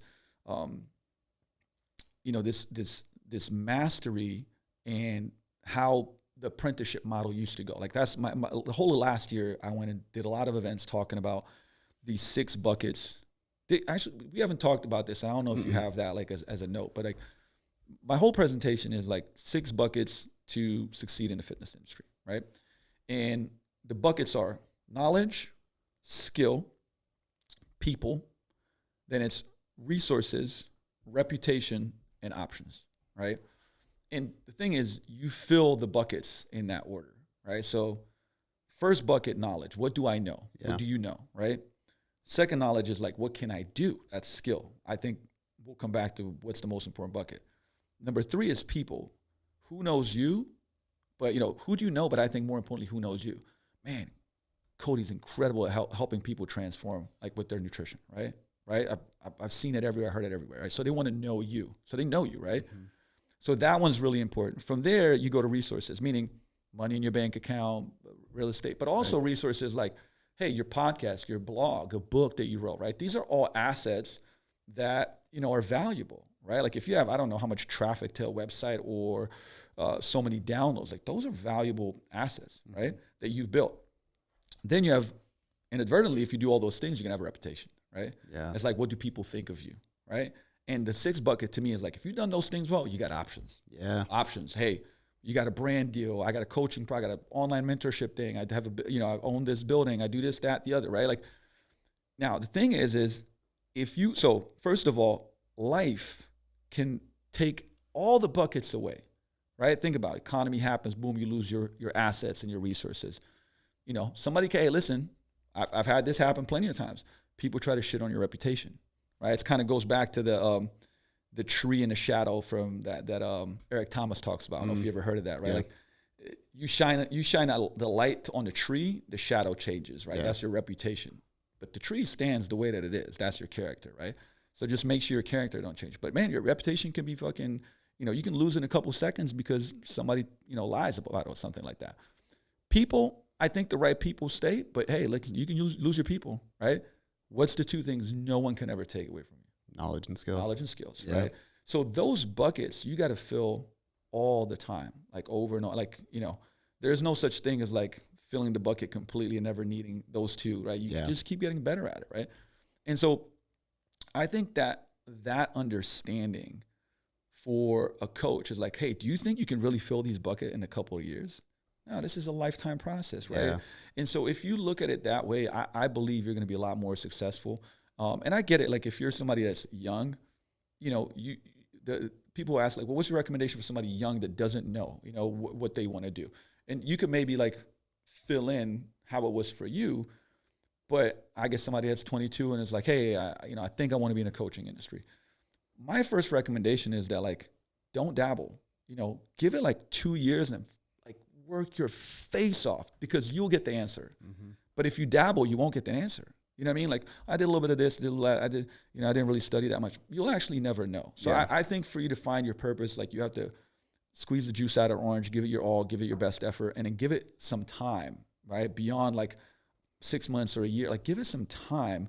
And then through that, by the way, you'll learn a bunch of skills. So if it's not for you, you can still take those skills to another sector, right? I would imagine you agree with this, but something I tell people a lot too is to understand the difference between advice and opinions, because it's actually funny. Like this sounds really brutal, and I don't mean for it to be, but if I ask my mom what she thinks I should do with my business, and she gives me her opinion, but I take it as advice and I don't push myself to reach my goal based on somebody who's never owned a business before. Love my mom. She doesn't know shit about owning a business compared to me. I can get her opinion, but as long as in my head, I'm like, okay, that's just an opinion. But I say that because both of us, like we won't get into this, your background story, we have to another time. So I'll just say, check out the Coaching Up podcast that you did. I'll link that because it's phenomenal. And you really dove into your backstory, but perfect example of, bro, what are you trying to do here? You know, you're too short to play basketball. You're in Slovenia. There's all this crazy stuff going on and you have opportunities and then you leave and then you start over in the United States. And it's like, dude, it's like thing after thing after thing. And you were just like, nope, this is what I'm doing. For me, I didn't live in Slovenia. And I'd never played basketball, totally different story, but plenty of people tell me no, didn't do good in school, got into a lot of trouble, asked to switch my degree. Parents said no, forged my dad's signature, made it happen. I was still chubby, but I was like, I'm going to make this work. And I just kept doing the things, even though everybody was like, you need to have a plan B. This isn't going to work out. I'm like, nope, no plan B. This is the only route. Part of that for me, at least being young, was being like almost like so ignorant that I was. It's good. It's good. It's ignorance is bliss, right? Yeah. And I understand as you mature, it's hard to be that ignorant to certain things. But I agree with what you said. And I wanted to share that just to echo it, because I think that at the end of the day, like you have to really ask yourself, like, what is your future that you want? What is the path you want to go down? What do you want to achieve? And then just make a deal with yourself. No matter what anybody says, this is what I'm going to do. And what you're going to find is you're going to see opportunities to take, and you're going to take advice when it's necessary, and you're going to ignore opinions when it's not necessary, you know, and you'll keep moving forward, because anybody could do anything. But I mean, how long you've been in the game, how long it took me, you know, I'm going to, 15 years in the industry. It'll be 8 years next month as we're recording this for Tailored Coaching Method. That seems like a long time, but that's like half of the time you've been in it. You know, you've been building your YouTube channel as like an extension of your passion. You know, it's not like, and this is the other thing, you can't get these two mixed up. It wasn't, I'm going to build my social media so I can be good at social media, make money. It was, I'm going to build my social media so I can display my coaching and help more people know how to do this shit right, because there's so many bad examples online. And then eventually, being a businessman, you go, okay, now it's somewhere, let me put my business mind into it. But that was never the goal. No, I mean, you know what I mean? I truly do think, like, think about this. And, my first 10 years in business, I mean, all I'm doing is training people and running the gym. I mean, that's it, right? Even before I came to the States and we started the gym in Slovenia, and I was coaching people when I was playing pro basketball still, you know, so it was, and by the way, making, you know, nothing, right? Like it was a side hustle. I was barely making anything. And then my last pro team that I played for, you know, the coach is like, hey, who does your training? I'm like, man, I do my own training. You know, like, you're jacked and you can jump and you're conditioned. And I started writing a program for the team, you know, for a couple $100 extra. I mean, you know, not much, right? But it was like, I was like, yeah, man, fucking this is awesome. Making money from writing programs. Yeah, getting paid for it. So but the premise is like, before, you know, I became really good at a thing before I did another thing, right? And by the way, that other thing, you know, was business coaching, which what happened is locally, and you know some of the guys like Isaac Ho, Jeff Jowers, Trav Motley, you know, and Drew, and like, I essentially was like, hey, you know, I can help 5 people locally, like with their business, you know, but only because people were asking me, right? And it took me about a year before I actually put it out there. They're like, man, like you're crushing it with the gym, and I was like, okay, like, hey, for $500 a month, like, you know, we're going to call, we'll meet up, you can come to Vigor, because it was all like local basically, right? And I really helped those guys. Like, I mean, they did well. Gosh, that's so cheap too. And so it was like, that gave me proof that like, oh, I can also help others with this, right? So first of all, it was like, you know, I think Hormozy says this one too, it was like, you know, do so much good shit that people ask you to do stuff, right? Versus you asking them. And then that was, you know, that's when me and Steve went, you know, he was running a very successful business in upstate New York, and we became friends from being in a mastermind. And it was like, man, like I love this. Like, it was like, I enjoy this, I'm good at this, and I want to continue doing it, right? And then the next level of, you know, when things would start happening is like, I mean, I had written a lot of articles before I was like, I probably wrote like 100 articles before I was asked to write an article somewhere else, right? Like legitimate. And same thing with YouTube. It was like, I don't know how many years it went before somebody was just like, yo, YouTube channel is great. Let's do a collab, or like, hey, we want to pay you something for something, right? Like, I mean, it was a long time. So the premise now is, I think that you see a lot of the people that start off and they want to do a lot of things. Now, yes, we do live in a world where like, you got to do social, you know what I mean? Like, you got to do these things, but it's like, what is your main craft? Yeah. And I think it actually is not, by the way, I don't think it's that difficult. I think people, the thought of how difficult it is stops people from doing shit, right? I'm like, some of the videos that are the most highly edited don't do shit compared to me going like, oh shit, like, hey, do that exercise again.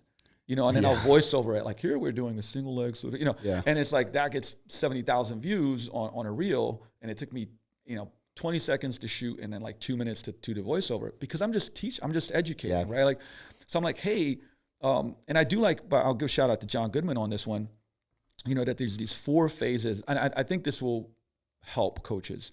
There's 4 phases of social media, right? Like, phase 1, you do it for you, right? Doing it for you, meaning like, as you create, you learn, right? When we were writing, and I still write, but it's like, I wrote articles. What did I have to do? I had to distill my knowledge, organize my thoughts, like, hey, you know, step 1, 2, 3, 4, 5, or like, what's the big idea? Or like, you know, when I shot a video about an exercise, like, I became a better coach by creating content. Yeah. Same thing. You get on a podcast, right? Like, you have show notes. You think about what you're going to talk about, you know, so on and so forth.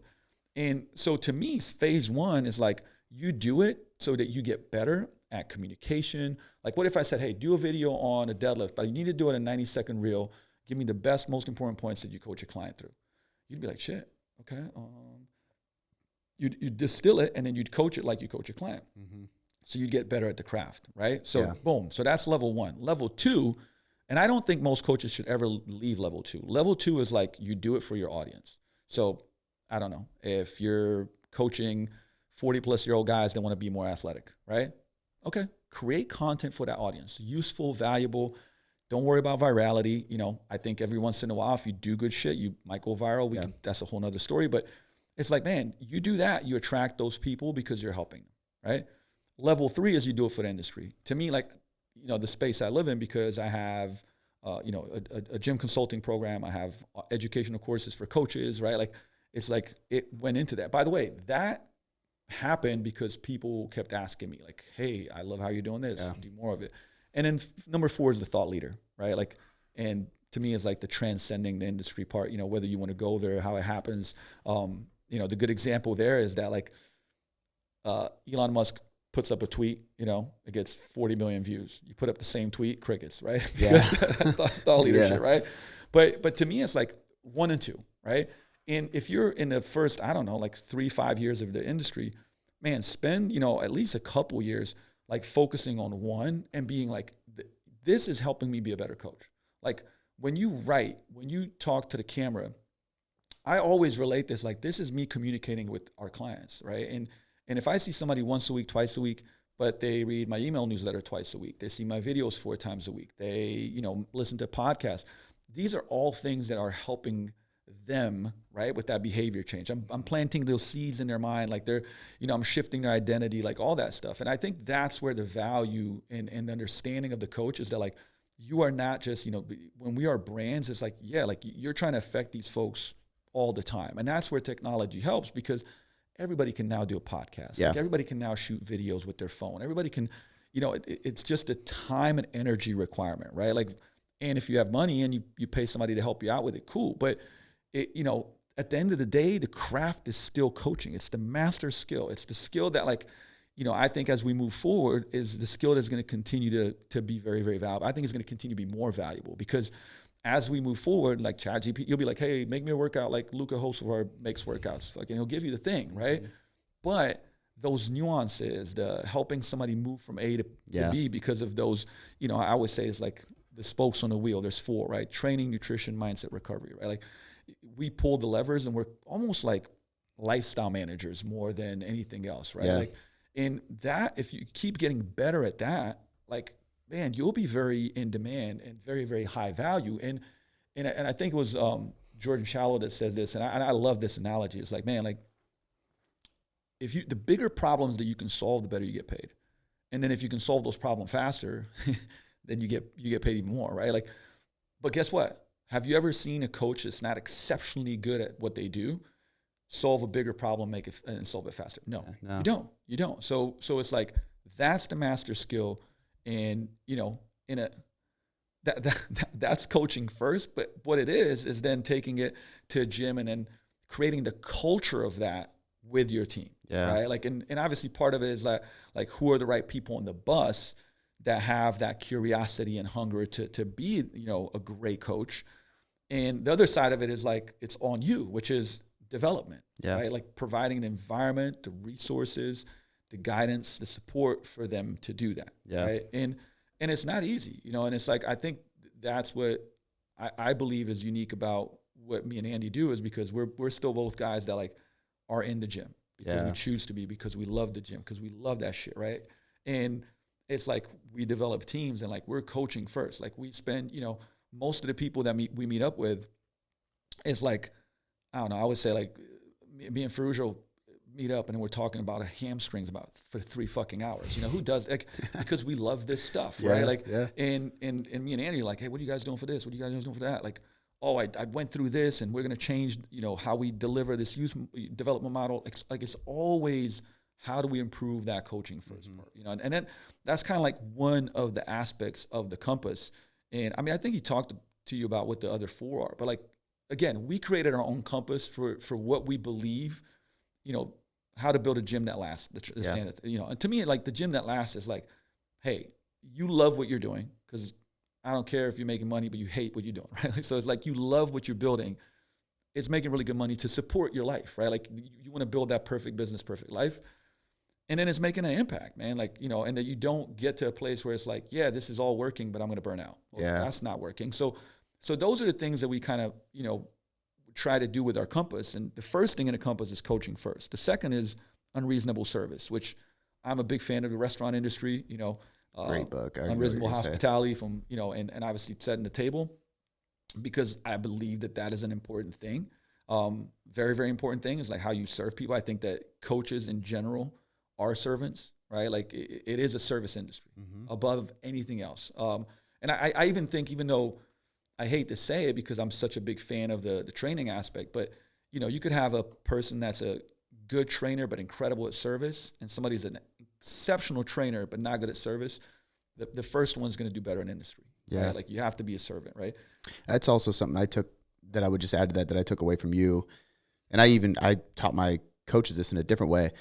But you used to always say, like, imagine you're putting on a show. Like, these people are coming to this class or this session for a show. Like, they have a stressful day. I don't care how stressful your day is, and that's not because I don't care about you, but you're not paying them to listen. Like, they're paying you to put on this show, which is going to relieve stress. It's going to be there to listen. It's going to be there to train them. And even in the online space, I say the same thing with like Loom videos and recordings and stuff. It's like they click play, it's a show. That is like, you serving them. So here you're going to do, you know, it drives me nuts. Hey, but the thing, you let me know this. When let's say you have a day of coaching, you come in and, you know, I didn't know, you didn't have a lot of sleep and it's been a rough time, but then you're like, all right, I got 6 hours of coaching. And like every session, like you put in your best. Like by the end of it, you're like, fuck, man, whew. Like, what do you feel like at the end of the day? Like, you're gonna feel good. You might be tired, but you're gonna feel really good about what you do. Yeah, I think honestly, like for me, it fills me up in quite a few ways. Oh, right? yeah.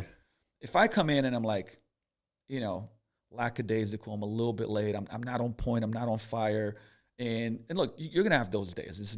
But it's like, if you start going like, well, when you do an exceptional job, I feel better. Is that selfish? No, like I produce the best thing for the client, but I feel more fulfilled. Yeah. And listen, I do think we talked, when we had coffee, we talked about this. I think this is a very, very important thing. I didn't think I'd bring it up, but the PERMA thing that we talked about, right? Like, so for anybody, if you look at PERMA, it's a model of well-being. So each one of these is an acronym, and it means like, this is what makes people not happy, but like well-being is a culmination of these things. P is positive emotion, right? Which is happiness. That's quite a bit genetic, you know, percentage-wise. If anybody wants to read stuff, go to Sonja Lyubomirsky's book, and I mean, you'll kind of read the science of happiness. And there are a lot of things that can influence happiness. You know, gratitude and exercise is huge, but it is, you know, some of it is set in stone. But most people just think, you know, hey, Cody, are you happy? You know, and you're like, I was earlier, but fucking, you know, then I just got this bill, and like, right? It's like it's very fleeting, right? Like it's up and down.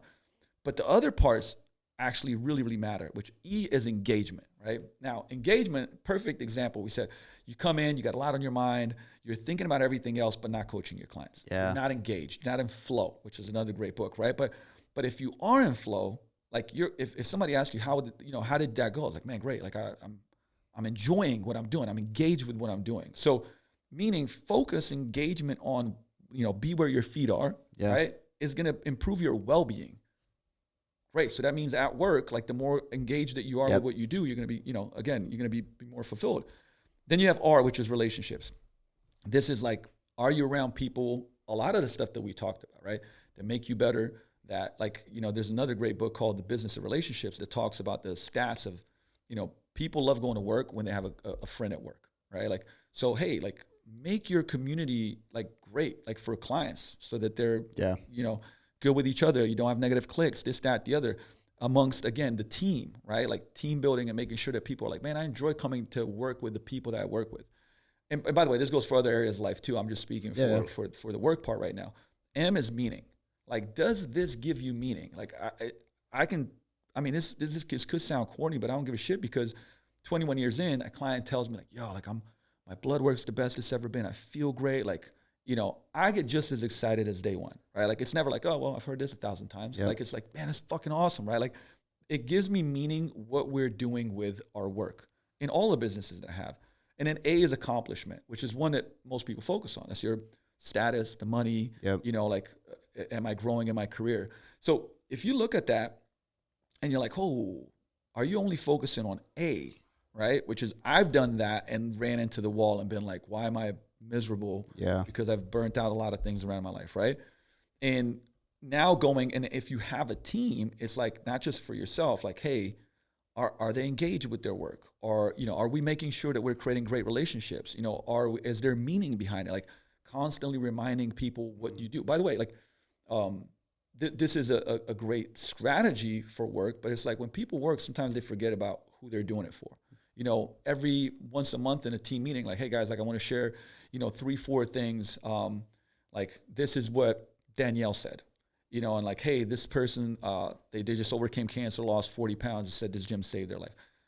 Great, you know, great job, like Myron, right? Like, and so that people are reminded what they do, right? So it's like, fuck, man, like I don't just come to work and just do the thing. Like I'm changing people's lives.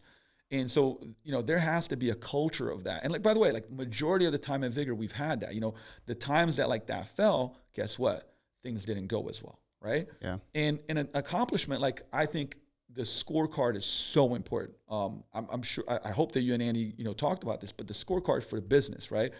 And then the scorecard for the coach, if you work there. How many leads? How many conversions? Are you, one of the most important ones? What's your retention? Like, is your attrition, bigger than 5%? Shit, like we got to bring that down to like 5 or 3, which is great. Also, like, what are the actions that, like, how many people are you reaching out to cold calling? If I got Pat, what are the leads coming in through ads? Like, you have to have a scorecard that drives you to the accomplishment, right? Like, if you're, for your business, you're like, well, shit, like if we want to hit these revenue numbers, we got to sign up this many more people. We got to have this many more phone calls. We got to, right? Like, so you got to have that, because otherwise everything's in the ether. Yeah. Right? It's like, how you doing? Well, I want to grow. What the fuck does that mean? Like, what do you want? Like, what life do you want to build? And so this, I would say PERMA matters, even though it's not like one of the 5 in the compass, but when we go to unreasonable service, like everything kind of plays into this thing, because you got to have people that are about it to serve the people that are coming in, right? And then number 3 in that compass is operational excellence, and that is like, what is under the hood?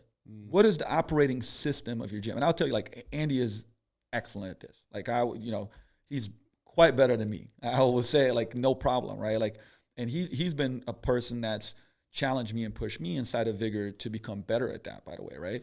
But that is your, Traction EOS system for us, which we've kind of molded towards the gym. I think what we do is pretty unique, but, we have a level 10 meetings and walk and talks and KRAs and like all the different things that like make the machine run, right? And like to make sure that like, hey, are we doing the things that lead us to where we want to go, right? So that's operational excellence. And then number 4, this is, to me, is very important from the content side, is educate the marketplace and show proof, right? Like everybody can go like, hey, join this best program. Okay. Like, I think that was one of the things that I did do well, is that started creating content that just educates, right? And then, locally people are like, man, like this guy's videos are left and right, always teaching. And then proof is, before and afters. You kill it with that shit. Like, you're always showing like the results, you know what I mean? So you got to have that. But then number 5, personal leadership. If your business will only grow as much as you grow. You stop growing, and I think we both experience this. I think everybody experiences this over time. Something happens, and like you don't take care of you, right, in some way, or you had blind spots and you ignore them for whatever reason, right? Like, boom, stuff stops. Strategically, everything could be in place, but you're not the best leader for, what I mean? You're not the leader to take it to where, where you want to go. Yeah. It's like you have to level up to be able to lead everybody else to here. Yeah. Right. And it's like, I have no problem, man. I've shared it on my own podcast where I'm like, here's the fuck ups that I did. Here's the mistakes that I made. Here's how, because I think we're all human. And if anything, you share these things and the lessons so that other people can learn from it. And it's like, hey, you're going to make your mistakes, but it'd be much better if you like learn from some of mine. If I made 50 mistakes, but if you can only make 22, you'll get there faster than I did. Right. Like, and I think that's part of the goal of mentorship, is to be like, whoa, don't do that. And I had a buddy of mine that was just like, hey, I'm considering buying a building. I was like, all right, walk me through it. And, halfway through, I'm like, dude, no, don't do this. And I was like, I need you to look into this thing, and this thing. And if they're this, don't do it. Next day, text me back. It's like, dude, you're right. I'm like, man, that was a big decision. By the way, I'm not the greatest expert in the world at this, but I've done it. So, it's like, that was my mistake. Don't make that mistake, in personal relationships, right? It's like, hey, I was married young. I got divorced. I fucked up, like, and it's like, here's how I fucked up. This is what led to it. Now looking back, I went into therapy. I went into, Wake Up Warrior. I went into all these different things. And now let me help you not make all those fuck ups. Like, make new mistakes. Don't make the same old mistakes, right? And I think that's part of it. And like, I think there's a lot of, the ego in spaces and positions of consulting and coaching where people are like, well, shit, like, I'm supposed to be the person, so I can't talk about this because I'll look bad. And I think that's a mistake, because it's like no one's made it through life unscathed. You know what I mean? Like, and I think there's so much value to be able to share things from a standpoint of like not a victim, but like actually like, hey, look, here's what happened. You know, here's what I did. Here's how I overcame it. Here's what the lesson is for you, so that you don't do it. You know, and I honestly, like, when I study people, I prefer to read things about how people came out of the shit show. You know, because if you only read about the whole like, this is the 4 steps to how I succeeded, you know, versus like, man, I built something and then this happened, and like out of this shit show is like how I rebuilt. That stuff to me is like super valuable, right? Like, because it's like you're learning about the hardships that people overcame. And, you know, I think that, again, back to, I think why me and Andy both like love, you know, I would say the gym consulting space, the mentorship space, is because in real time, we're always doing it. Like on a weekly, I'm spending time with my team. I have a super coach mentorship thing. I have a couple hundred people in. You know, I'm speaking, I mean, like October, I go to Napa next weekend, I speak for Vogaro. Then I got 3 speaking days in Slovenia. Like, it's, you know, I'm always in front of coaches and I hear the stories, right? And I'm just like, here's your problem, you're starting off. Here's this. Oh, I've been in the business for this long. I'm about to just leave. I'm done with it. And it's like, I try to, you know, take all of that and help people move forward. You know what I mean? Like, and it's ongoing. Like, it never ends. But I love the fact that it never ends, right? It's like we're really in the trenches doing this shit, and it's like, it's very meaningful, you know, going back to PERMA, to like, you know, get somebody that's like, man, 3 years ago I was about to quit, and man, we turned this whole thing around, and like I work less than I ever have, and like team's doing great. And like, man, like those stories, like I never get enough of them. I'm addicted to that shit, you know? Yeah. Well, and man, it's just that authenticity piece is so huge. Like, I know we got to wrap up here in a sec, but sharing, like being vulnerable and sharing the losses, especially the losses and how you overcame them or how you kept pushing, it makes you more relatable. I mean, I said it like within the first couple minutes. It was like khaki and polo. And then you walked in and you were yourself. And that's what inspired me to actually take action on what my goals were, because I didn't have the self-belief, because I was like, I'm not a khaki and polos guy. So maybe I'm not meant to run a gym or run a business or anything like that. Like, I got to be this straight edge kind of perfect person. But your authenticity allowed me to believe in my own authenticity. And like, without that, I don't have this. Without that, a lot of people don't have what they have, right? Every fat loss transformation, if you didn't know that they used to be fat, you wouldn't be inspired to lose fat yourself. You know what I mean? So like, I respect it a ton, and I think it's huge, man. 2 things. One, where can people find the Built to Last stuff? Like, we'll put that link in the in the show notes. And obviously there's like 18 more topics that I want to dive into that we will in the future. Cause obviously there's just so many things. We got to do some training shit, man. We will. And I've knowing you for so long, I know there's so many things I can pull out of you that like I want people to hear. And so we definitely will, but where can people find that? And then just, you know, to wrap things up, give me your definition of choose hard. Where you can find like builttolastgym.com, very simple to remember. My definition of choose hard. All right. Like, so I want to share this analogy because I think this is important. Okay. I don't remember where I heard it.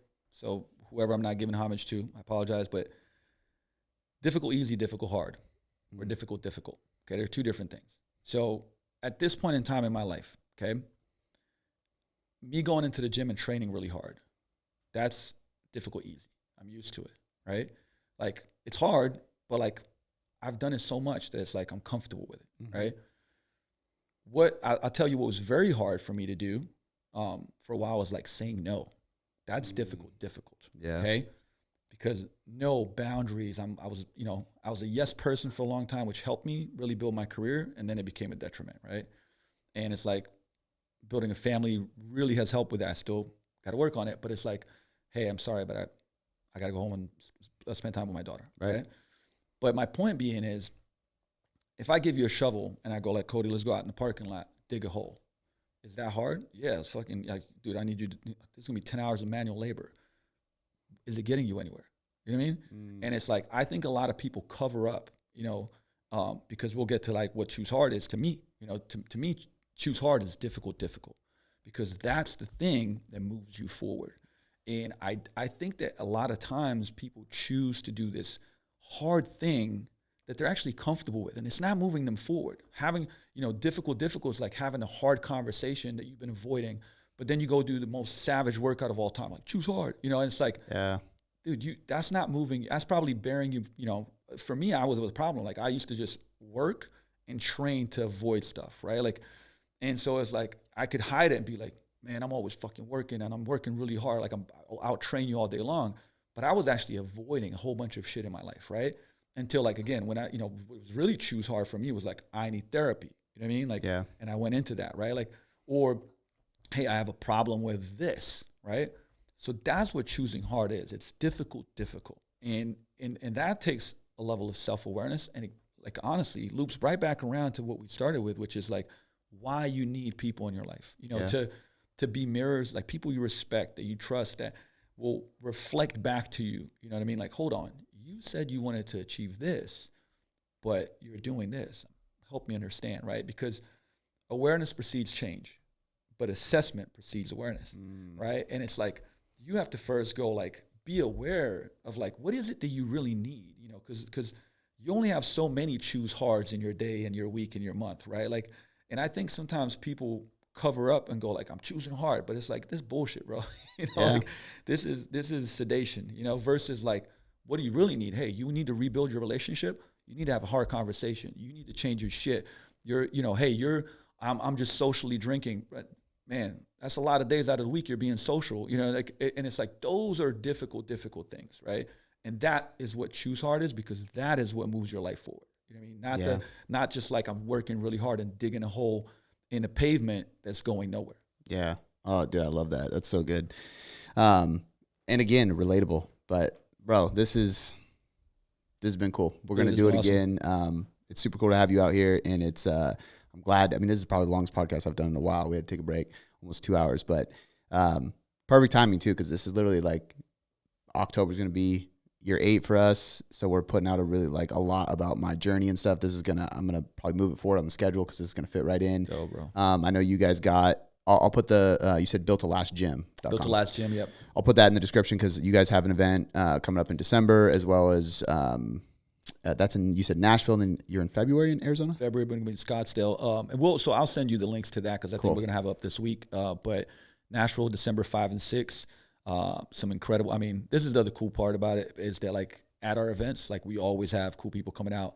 Mike Robertson, we're gonna have Dre, every goddamn Dre. We're probably gonna have Vernon Griffith. I mean, and it's just like cool people that are coaching people, Yeah. And then Gunner's probably gonna come out. I'm gonna confirm that one is Gunner Peterson. But we're in Scottsdale, Brett's place, Brett Bartholomew. So he's gonna be speaking, and we're gonna try to bring in Stu from Altus is out there. So it's actual really, coaches, real coaches good, doing real business shit, and it's a lot. I mean, it's a lot of learning, but it's also a lot of fun. Like we train together, we do experiential stuff. It's pretty damn cool. Hopefully, we'll have you out there in Nashville as well. So I would love to, man. I'm already planning on it. I'm hoping I can.